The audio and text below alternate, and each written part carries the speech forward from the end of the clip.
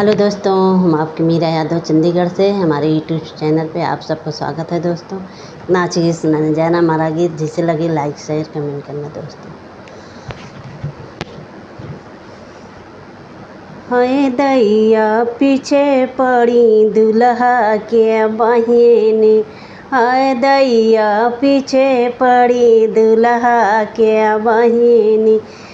फूलवा तुरने गए संगे गई ननदी, फूलवा तुरना गए संग गए ननदी। हाय दैया मलिया कि देखी लो भाई गई ननदी, हाय दैया मलिया के देखी लो भाई गई ननदी। हाय दैया पीछे पड़ी दुल्हा के बहिनी, हाय दैया पीछे पड़ी दुल्हा के बहिनी।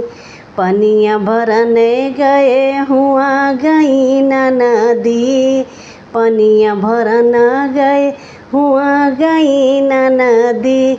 हाय दैया कहरा का देखी लो भाई गई ननदी, हाय दैया कहरा कि देखी लो भाई गई ननदी।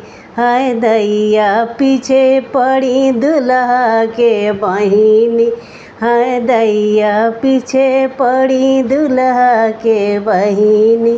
सेजिया सुतन गए संग गई ननदी, सेजिया सुतन गए संग गई ननदी।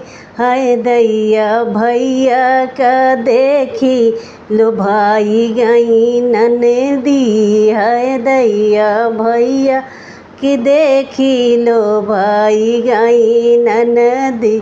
हाय दैया पीछे पड़ी दुल्हा के बहिनी, हाय दैया पीछे पड़ी दुल्हा के बहिनी।